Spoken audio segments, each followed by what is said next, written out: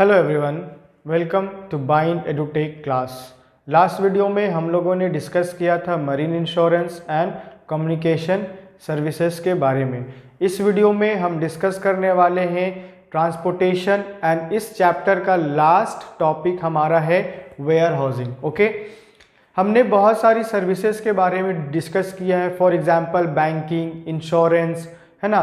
तो इन सारी सर्विसेज से जो हमारा बिजनेस है वो डेवलप करता है। हम अपने बिजनेस की एक्टिविटीज़ को स्मूथली रन करवा सकते हैं। अगर हमने एक बिजनेस को स्टार्ट किया है तो वहाँ पर अगर हम प्रोडक्शन कर रहे हैं, हमारा गुड्स का प्रोडक्शन हो रहा है, तो केवल हम वहीं पर सीमित नहीं रख सकते हैं या उस एरिया के लिए हम प्रोडक्शन नहीं करते हैं।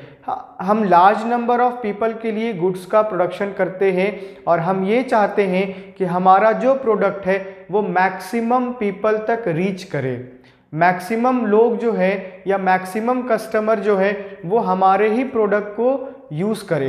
ये तभी पॉसिबल हो पाएगा जब हम अपने प्रोडक्ट को from one place to another तक हम पहुंचा सकते हैं, या एक प्लेस से जहां पर हमारा प्रोडक्शन हो रहा है और जहां पर हमने गुड्स को कंजम्पशन करवाना है, ओके, या वो मार्केट प्लेस जहां पर large number of buyer, large number of customer, large number of consumer आकर के गुड्स को कंज्यूम करते हैं या गुड्स को परचेस करते हैं। ओके, तो प्रोडक्शन हाउस से लेकर के कंजम्पशन प्लेस तक, यानी जो हमारा मार्केट है जहां पर हमारे large number of buyers available होते हैं, वहां तक हम कैसे अपने प्रोडक्ट को रीच करवा सकते हैं। तो this is all because of transportation. ये ट्रांसपोर्टेशन से ही संभव हो पाएगा। विदाउट ट्रांसपोर्टेशन हम बहुत सारी चीज़ों को स्मूथली नहीं कर पाते हैं। हमने बहुत सारी चीज़ें सोच लिया है और बहुत सारी चीज़ों को अगर हमने अरेंज कर लिया है, आफ्टर डैट उस गुड्स के प्रोडक्शन के बाद हमें वहाँ तक रीच करवाने के लिए बहुत सारे मोड्स को यूज़ करना पड़ेगा, बहुत सारे माध्यम को हम लोगों को यूज़ करना पड़ेगा। देन ओनली हम लोग अपने प्रोडक्ट को मार्केट तक रीच करवा पाएंगे। Transportation companies provide services together with supporting and luxury services by all modes of transportation, that is rail, road, air and sea, for the movement of goods, okay, and international carriage of passenger. अगर हम चाहते हैं कि हमारा जो product है, हमारा जो गुड्स है वो एक जगह से दूसरी जगह पर रीच करे, एक जगह से दूसरी जगह पर पहुंचे, तो हमें कुछ मोड्स को यूज़ करने पड़ेंगे। और वो मोड्स क्या हो सकते हैं? Modes of transportation, that is rail. हम लोग रेल के माध्यम से एक जगह से दूसरी जगह गुड्स को रीच करवाते हैं, है ना। ज़रूरी नहीं कि जहाँ पर हमारा प्रोडक्शन हाउस है वहीं पर हमने कंजम्पशन कर रहा है, मार्केट तो कहीं और अवेलेबल है, पीपल तो कहीं और रह रहे हैं। तो यहाँ से यहाँ तक जाने के लिए तो हमें ट्रांसपोर्टेशन की आवश्यकता होगी। यहाँ का गुड्स यहाँ तक रीच करवाने के लिए जो मार्केट है, यहाँ तक हमें कुछ मोड्स की आवश्यकता पड़ेगी। उसे ही हम रेल, रोड, एयर एंड सी, इस माध्यम से हम अपने प्रोडक्ट को, या कहीं से हमने रॉ मटेरियल ही परचेस करना है, विदाउट रॉ मटेरियल तो हम अपने प्रोडक्ट को बना नहीं पाएंगे। तो रॉ मटेरियल भी परचेस करने के लिए हमें ट्रांसपोर्टेशन की आवश्यकता होती है। बिना ट्रांसपोर्टेशन सर्विस को यूज़ किए हम बहुत सारी चीज़ों को सिस्टमैटिक वे में पूरा नहीं कर पाएंगे। Okay, transportation removes the hindrance of place. Okay, transportation जो है वो हिंड्रेंस को दूर करता है, यानी जो बाधाएं उत्पन्न होती हैं, जो डिफ़िकल्टीज़ का हमें सामना करना पड़ता है, वो उन डिफ़िकल्टीज़, बाधाओं से हमें ऊपर उठाता है या उससे हमें ओवरकम करवाता है। Transportation removes the hindrance of place. जो प्लेस का हिंड्रेंस है, यानी यहाँ पर अगर हमारा प्रोडक्शन हाउस है तो हमारा जो गुड्स है वो यहाँ बन रहा है। ओके, अगर हमारे पास ट्रांसपोर्टेशन सर्विस अवेलेबल नहीं होगा तो हमारा गुड्स यहीं तक सीमित हो रह जाएगा। हम यहीं पर ही गुड्स को प्रोडक्शन करके उसको कंज्यूम करवाने का प्रयास करेंगे। लेकिन अगर हमारा लार्ज नंबर ऑफ कस्टमर यहाँ पर अवेलेबल है तो यहाँ से यहाँ तक प्रोडक्ट को रीच करवाने के लिए, यहाँ से यहाँ तक प्रोडक्ट को पहुँचाने के लिए हमें ट्रांसपोर्टेशन सर्विसेज को यूज़ करना पड़ेगा। तो ट्रांसपोर्टेशन जो है वो रिमूव करता है बाधाओं को कौन सी बाधाओं को? प्लेस की बाधाओं को।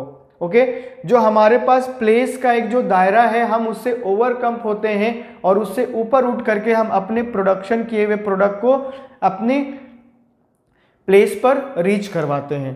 That it makes good available to the customer from the place of production. ये गुड्स को अवेलेबल करवाता है किसे? कस्टमर को। कहाँ पर से? From the place of production, जहाँ पर उस गुड्स का प्रोडक्शन हो रहा है और जहाँ पर हमारा कस्टमर अवेलेबल है, और उस जगह पे हमारा कस्टमर उस गुड्स को क्या करेगा? कंज्यूम करेगा, उस गुड्स को वो परचेस करेगा। तो यही है hindrance of place. Okay, transportation remove the hindrance of place. Next we have is both government and industry need to be proactive and view the effective functioning of these services as a necessity for providing a lifeline. Okay, ये business को क्या provide करता है? Life provide करता है। और I can say ये business का लाइफलाइन है टू अ बिजनेस सर्विसेज। हमने बिजनेस में बहुत सारी सर्विसेज के बारे में पढ़ा है। अगर हम बैंकिंग सर्विसेज को यूज़ कर रहे हैं, इंश्योरेंस को यूज़ कर रहे हैं, हमने फायर इंश्योरेंस ले लिया है या हमने मरीन इंश्योरेंस ले लिया है, तो इन सारी सर्विसेज के साथ साथ हमें ट्रांसपोर्टेशन भी है जो हमारे बिजनेस को एक सपोर्ट सिस्टम देता है, एक उसके साथ खड़ा होकर के बिजनेस को डेवलप करने में या बिजनेस को इन्हांस करने में वो हमारा हेल्प करता है। गवर्नमेंट है या कोई इंडस्ट्री है, दोनों को बहुत ज़रूरी है ट्रांसपोर्टेशन का। बिना ट्रांसपोर्टेशन के हम अपने कोई भी बिजनेस को स्मूथली और सिस्टमैटिकली रन नहीं करवा सकते। Okay, the next topic we have is warehousing. Warehousing means keeping things safely and systematically at a particular place। अगर हम warehousing की बात करें तो warehousing में हम क्या करते हैं? जो हम गुड्स का प्रोडक्शन करते हैं, कंजम्पशन से पहले हम उसे कहीं ना कहीं स्टोर करते हैं। ओके, फॉर एग्जाम्पल अभी मैंने 100 मार्कर्स का प्रोडक्शन किया है, अब मैंने अभी 100 मार्कर का प्रोडक्शन किया है, अभी प्रोडक्शन के तुरंत बाद तो उसका कंजम्पशन नहीं हो जाएगा, उसके बाद हम उसे कहीं स्टोर करते हैं। जब मार्केट में डिमांड होता है या जब हमसे हमारा होलसेलर या रिटेलर डिमांड करता है तभी हम मार्केट में उस गुड्स को सप्लाई करते हैं। जब तक कंजम्पशन नहीं हो जाता है या जब तक मार्केट में हम सप्लाई नहीं करते तब तक हम अपने प्रोडक्ट को कहीं ना कहीं स्टोर करके रखते हैं। Okay, systematically at a particular place, एक प्लेस पर हम लोग उसको स्टोर करके रखते हैं। और the process of storing goods and raw material, जहां पर हम अपने गुड्स को स्टोर करते हैं या रॉ मटेरियल को स्टोर करते हैं safely in godowns, popularly known as warehouse, और इसी को हम वेयर हाउसिंग बोलते हैं। ये जो जगह है वो वेयर हाउस है और जो प्रोसेस है वो वेयर हाउसिंग में इंक्लूड होता है। हमने पब्लिक के डिमांड पर बहुत सारा प्रोडक्शन कर लिया या बहुत सारे प्रोडक्ट को हमने बना लिया है। जब तक हमारा प्रोडक्ट बन रहा है और नेक्स्ट प्रोडक्शन होना है तब तक हम क्या करते हैं? उस प्रोडक्ट को किसी सेफ जगह पर रखते हैं जब तक हमारा कस्टमर हमसे डिमांड नहीं करेगा, जब तक हमसे हमारा जो होलसेलर है वो आकर के नहीं ले जाएगा, तब तक हम उसको एक प्लेस पर सिक्योर या सेफ जगह पर उसको हम लोग रखते हैं ताकि जब भी मार्केट में डिमांड हो तो हम उसे टाइम टू टाइम वहां तक रीच करवा दें।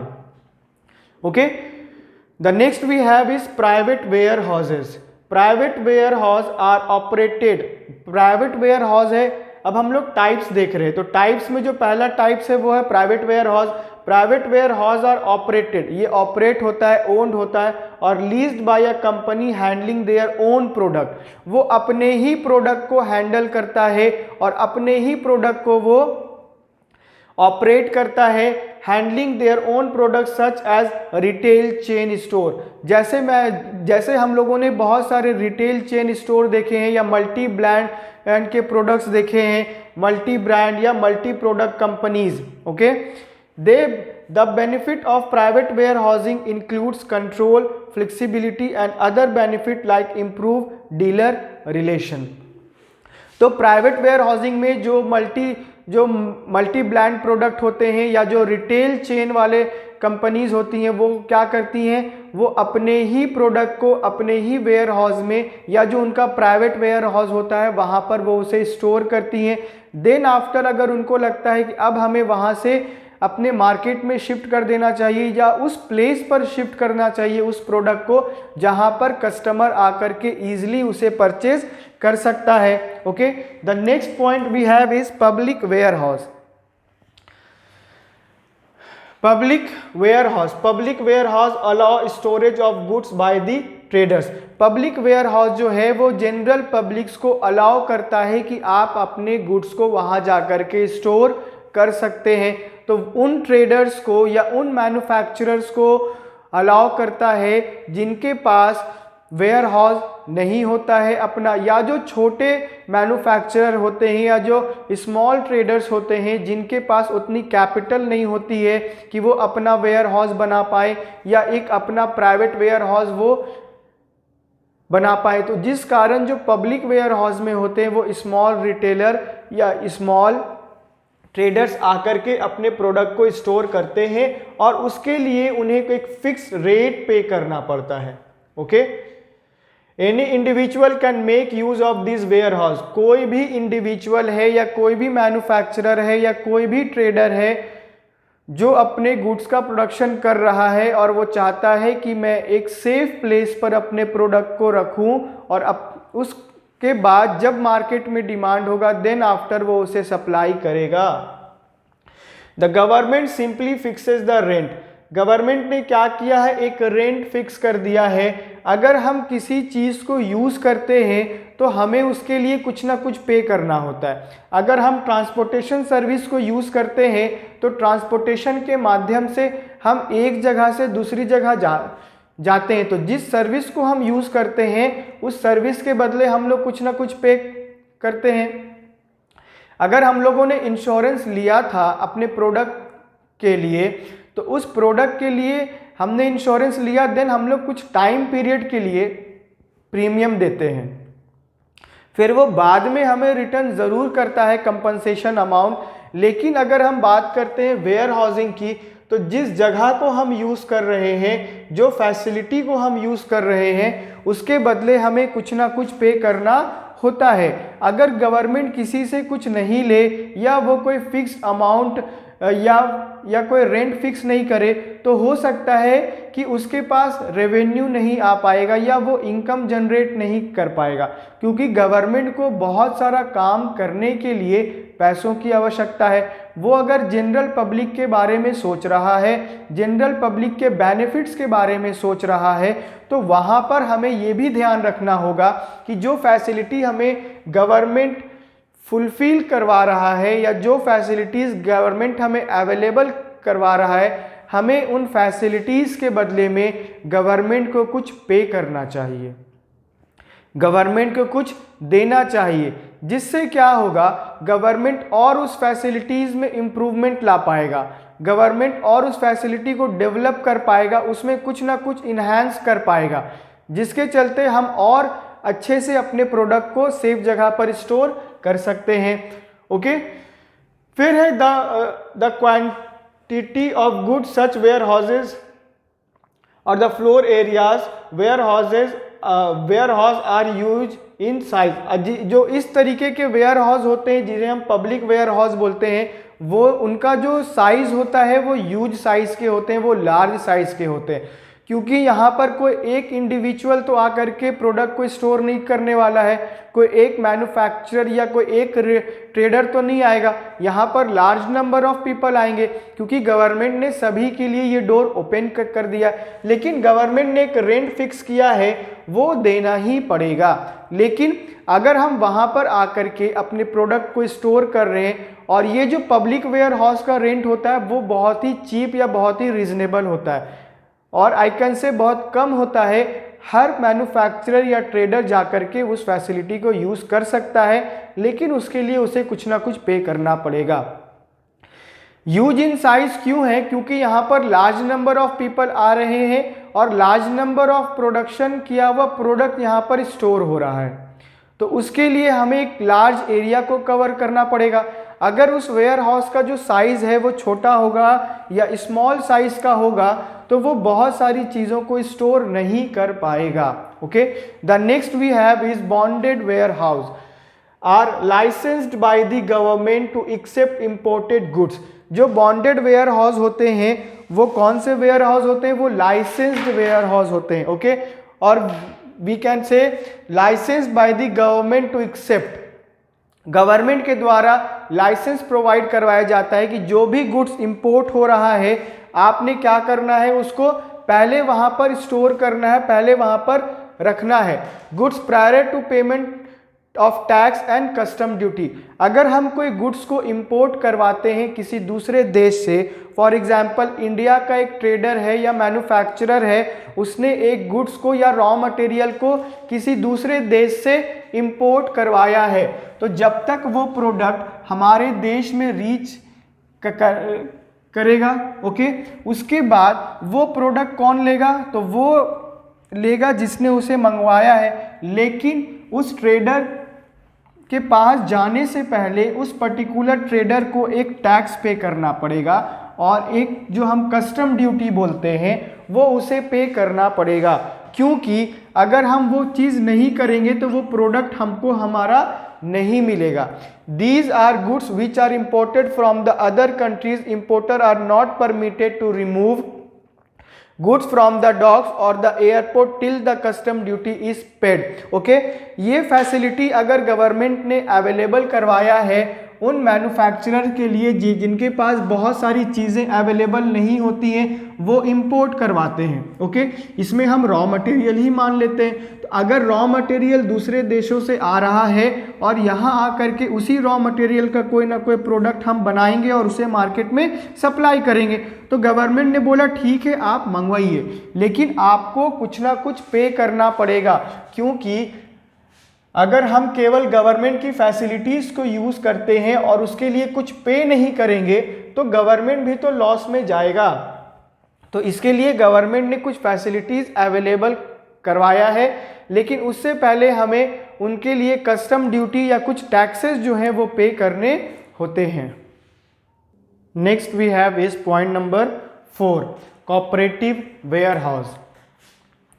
Some marketing cooperative societies or agriculture cooperative societies have set up their own warehouse, okay, for member of their cooperative society.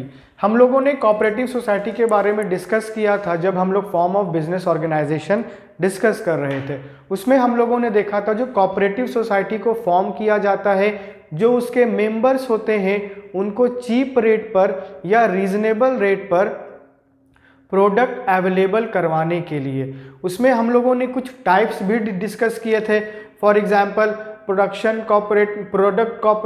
Producer cooperative society, consumer cooperative society, farmers cooperative society, credit cooperative facility, housing cooperative facilities या marketing cooperative society. इस तरीके के जितने भी cooperative societies होते हैं वो क्या करते हैं, अपने मेंबर्स को रीजनेबल रेट पर या चीप रेट पर रॉ मटेरियल गुड्स अवेलेबल करवाते हैं। अगर हम प्रोड्यूसर कोऑपरेटिव सोसाइटी की बात करें तो उसमें हम लोगों ने डिस्कस किया था जो स्मॉल प्रोड्यूसर होते हैं जिन्होंने अभी बिजनेस को स्टार्ट किया है, जिनके पास कैपिटल कम होता है, ओके, वो लोग क्या करते हैं, एक सोसाइटी के मेंबर बन जाते हैं जिसे हम प्रोड्यूसर कोऑपरेटिव सोसाइटी बोलते हैं। वहाँ से उनको प्रोडक्शन के लिए जितनी चीज़ों की आवश्यकता होती है वो चीप रेट पर अवेलेबल हो जाता है। अगर उन्हें मशीनरी की आवश्यकता है और वो उस कोऑपरेटिव सोसाइटी के मेंबर हैं या प्रोड्यूसर कोऑपरेटिव सोसाइटी के मेंबर हैं, तो उन्हें वो चीज़ जो मार्केट में हो सकता है 2 लाख में अवेलेबल हो, वो उनको 175 में या 150 में ही अवेलेबल हो जाएगा। तो कहीं ना कहीं जो उनको रेट है या जो प्राइस है उसमें रिलैक्सेशन मिल रहा है, उसमें थोड़ा सा छूट मिल रहा है। तो ये फ़ायदा होता है कि अगर हम किसी कोऑपरेटिव सोसाइटी के अंडर अपने काम को हम फुलफिल करते हैं। उसी प्रकार हम लोगों ने देखा था मार्केटिंग कोऑपरेटिव सोसाइटी और कंज्यूमर कोऑपरेटिव सोसाइटी। तो कंज्यूमर कोऑपरेटिव सोसाइटी में हम लोगों ने देखा था जितने भी कंज्यूमर होते हैं वो लोग क्या करते हैं, मिल करके एक अपना सोसाइटी फॉर्म करते हैं और वो डायरेक्टली डील करते हैं या तो होलसेलर से या फिर मैन्युफैक्चरर से, जहां पर उनको प्रोडक्ट जो है या गुड्स जो है वो रीजनेबल रेट में अवेलेबल हो जाता है।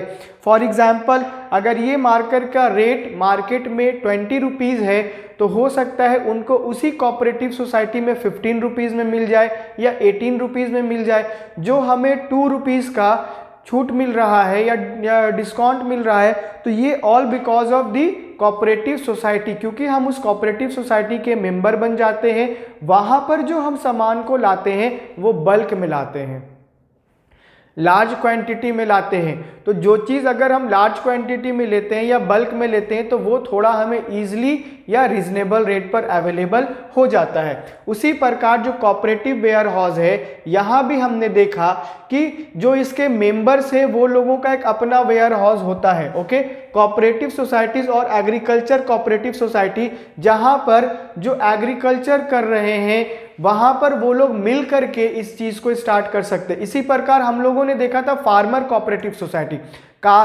फार्मर कोऑपरेटिव सोसाइटी में हम लोगों ने देखा था जो हमें खेती करने के लिए जिन चीज़ों की आवश्यकता होती है वो चीज़ें हमें फार्मर कोऑपरेटिव सोसाइटी के अंदर अवेलेबल हो जाता है। वो हम क्यों करते हैं? हो सकता है हमारे पास फर्टिलाइज़र नहीं हो या हमारे पास वो टेक्नोलॉजी नहीं हो जिसके तहत हम अपने खेत में जाकर के और इजीली हम लोग प्रोडक्शन कर सकते हो, या वहाँ पे जाके हम लोग क्रॉप को अच्छे से कल्टीवेट कर सकते हो।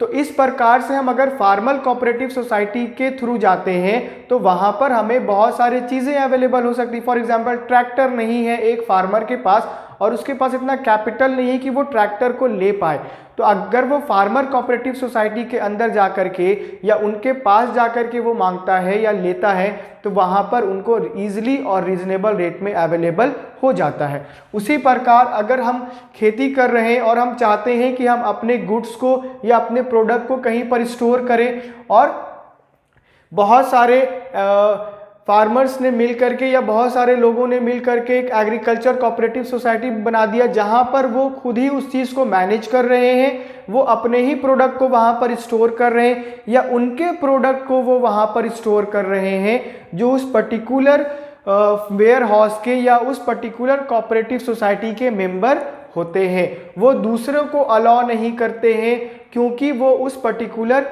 कोऑपरेटिव सोसाइटी के मेंबर नहीं होते हैं। The next we have is government warehouse. These warehouse are fully owned. इस तरीके के जितने भी वेयर हाउस होते हैं वो पूरी तरीके से गवर्नमेंट के कंट्रोल में होते हैं और गवर्नमेंट ही उसे ओन करता है and manage by the government. किसके द्वारा ओन किया जा रहा है? तो गवर्नमेंट के द्वारा।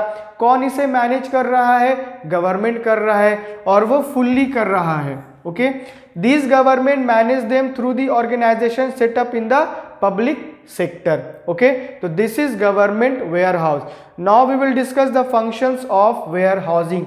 अगर warehousing का प्रोसेस हमें समझ में आ गया, warehousing के टाइप्स हम लोगों ने डिस्कस कर लिया, अब हम बात करेंगे कि warehousing है तो उसके फंक्शंस क्या है। अगर हम लोग warehouse को यूज़ करते हैं तो उसके कुछ फंक्शंस होंगे जो हमें वो इनकरेज करता होगा, मोटिवेट करता होगा कुछ ना कुछ काम को करने के लिए। The next point we have is consolidation. The warehouse receive a consolidates material from different production or plant consolidation में हमने देखा कि इसमें जो हम मटेरियल को रिसीव कर रहे हैं, इसमें जो हम गुड्स को रिसीव कर रहे हैं, वो डिफरेंट प्रोडक्शन प्लांट से रिसीव कर रहे हैं। यानी अलग अलग जगह से हम लोग या अलग अलग फैक्ट्री से या अलग अलग मैन्युफैक्चरिंग एरिया से हम लोग एक प्रोडक्ट को स्टोर करवा रहे हैं या रिसीव कर रहे हैं from the different production plant and dispatch the same to a particular customer on a single transportation shipment. Okay, the next point we have is point number 2, break the bulk. The warehouse perform the function of dividing the bulk quantity. warehouse जो है एक और function वो perform करता है। वो क्या करता है कि वो डिफरेंट प्लांट से तो उसने मटेरियल मंगवा लिया, ओके, उसने गुड्स को मंगवा लिया और उसने वहां पर स्टोर भी कर दिया। अब वो क्या करता है, जो गुड्स या मटेरियल को उसने बल्क क्वांटिटी में रिसीव किया है या लार्ज क्वांटिटी में रिसीव किया है, of good receive from the production plant into a smaller quantities. Okay, यहां पर हम लोगों ने देखा कि जो प्रोडक्शन हाउस से जो रिसीव हो रहा है उसको वो स्मॉल क्वांटिटीज में डिवाइड करता है। ओके, अगर हमारे पास लार्ज अमाउंट में कहीं से रॉ मटेरियल आ रहा है या लार्ज अमाउंट में हमारे पास प्रोडक्शन किया हुआ प्रोडक्ट आ रहा है या गुड्स आ रहा है, तो हम उसे क्या करेंगे, अलग अलग छोटे छोटे पार्ट में डिवाइड कर देंगे या रिक्वायरमेंट के अनुसार हम उसे सप्लाई करते हैं। ये बहुत इंपॉर्टेंट होगा कि अगर हम लोग उसको रिक्वायरमेंट के अनुसार डिवाइड कर देंगे, क्योंकि एक जगह से तो बल्क में सामान आ रहा है, लेकिन जब रिटेलर के पास डिमांड किया जाएगा या कस्टमर के पास से डिमांड किया जाएगा तो वो बल्क में तो नहीं लेगा। वो जब भी लेगा तो स्मॉल क्वांटिटीज में लेगा। तो स्मॉलर क्वांटिटीज में हम उसको क्या करेंगे, डिवाइड कर देंगे। Then after these smaller quantities are then transported according to the requirements of client of their place of business. हमने प्रोडक्शन हाउस से या मैन्युफैक्चरिंग डिपार्टमेंट से जो प्रोडक्ट रिसीव किया था वो बल्क में किया था। ओके, देन आफ्टर जो हमने बल्क में रिसीव किया, हमने उसी वेयर हाउस में एक फंक्शन परफॉर्म किया जिसे हम ब्रेक द बल्क बोलते हैं, और उसे हम स्मॉलर क्वांटिटीज में डिवाइड कर देते हैं या स्मॉलर क्वांटिटीज में हम लोग उसको अलग अलग छाट देते हैं। देन हमने जो स्मॉल क्वांटिटीज या स्मॉलर क्वांटिटीज को अलग कर दिया। अब रिक्वायरमेंट के अनुसार क्लाइंट के द्वारा जितना भी रिक्वायरमेंट्स मांगा गया है, जरूरी तो नहीं कि एक क्लाइंट मेरा पूरा का पूरा प्रोडक्ट पूरा का पूरा वो गुड्स ले लेगा। जितना मैंने मंगवाया है या जितना उस वेयर हाउस में प्रोडक्शन डिपार्टमेंट से आया है वो पूरा एक क्लाइंट तो नहीं लेगा। हमारे पास नंबर ऑफ क्लाइंट्स होंगे, हमारे पास कोई एक क्लाइंट तो नहीं होगा, मोर देन वन क्लाइंट होंगे। ठीक है, एक से ज्यादा होंगे, तो एक से ज्यादा क्लाइंट के लिए हम क्या करेंगे, उनका रिक्वायरमेंट, फॉर एग्जांपल क्लाइंट ए है, उसने 2 पैकेट मांगा, क्लाइंट 2 है, उसने 4 पैकेट मांगा, तो जितने का रिक्वायरमेंट होगा उसी के अनुसार हम क्या करेंगे, बॉक्स प्रिपेयर करेंगे और उन्हीं के रिक्वायरमेंट के अनुसार हम उस प्रोडक्ट को सप्लाई भी कर देंगे। The next point we have is stockpiling. Okay, the next function of warehousing is the seasonal storage of goods to select business, goods and raw material which are not required immediately for sale। बहुत सारा raw material या goods ऐसा होता है जो season पे based होता है, जिसका सीजन अभी होगा वो हम प्रोडक्शन करेंगे और उसी को हम मार्केट में सप्लाई करके सेल आउट करेंगे। लेकिन बहुत सारा रॉ मटेरियल या गुड्स ऐसा होता है जो सीजनल बेस पर होता है, सीजन में ही बिकता है, तो उसके लिए हम क्या करेंगे, एक जगह हम उसको स्टोर कर देंगे और जैसे ही सीजन आएगा हम उसको इमीडिएटली मार्केट में या उस क्लाइंट को हम सप्लाई कर देंगे। गुड्स और raw material which are not required immediately for sale और मैन्युफैक्चरिंग, वो रॉ मटेरियल या वो गुड्स जिसका रिक्वायरमेंट अभी नहीं है, लेकिन जब वो रिक्वायरमेंट होगा तब हम उसे फुलफिल करेंगे। या तो बेचने के लिए नहीं है या फिर मैन्युफैक्चरिंग करने के लिए नहीं है, सेल करने के लिए और मैन्युफैक्चरिंग करने के लिए अभी नहीं है उसका requirement, are stored in warehouse, उसे हम कहाँ स्टोर करते हैं, वेयर हाउस में स्टोर करते हैं। Okay, they are made available to business depending on customers demand. Okay, जैसे ही उसका सीजन आता है या जैसे ही उसका डिमांड किया जाता है कस्टमर के द्वारा या क्लाइंट के द्वारा, देन आफ्टर हम इस फंक्शन को परफॉर्म करके as per the requirement of the client और as per the demand of the client और कस्टमर हम लोग उस चीज को सप्लाई कर सकते हैं। Okay, the next point we have is point number 4, value added services.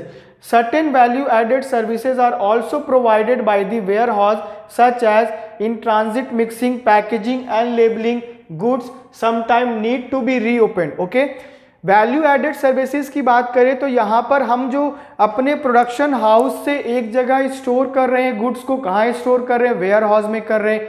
हो सकता है कि वहाँ पर कुछ इंस्पेक्शन के लिए लोग जाएंगे, हो सकता है वहां पर उस पैकेट को फिर से खोला जाएगा, then need to be open and repackage, हो सकता है रिक्वायरमेंट के अनुसार उस प्रोडक्शन किए हुए प्रोडक्ट को खोला जाए, ओपन किया जाए और उसे रीपैक किया जाए। क्योंकि जब भी कंपनी से या मैन्युफैक्चरिंग डिपार्टमेंट से वो आएगा प्रोडक्ट तो पैक किया हुआ आएगा, लेबल किया हुआ आएगा, लेकिन वेयर हाउस में एज पर द रिक्वायरमेंट या हमने अपने क्लाइंट को दिखाना है या कुछ लोग बाहर से आ रहे हैं इंस्पेक्शन के लिए, तो उसके लिए हम लोग क्या कर सकते हैं, उसको ओपन करके रीपैक कर सकते हैं, लेबल कर सकते हैं again at the time of inspection by prospective buyer. बहुत सारे बायर्स ऐसे होते हैं जो प्रोडक्ट देख करके देन उसे परचेस करते हैं, केवल बोल देने से वो उससे सेटिस्फाई नहीं होते हैं,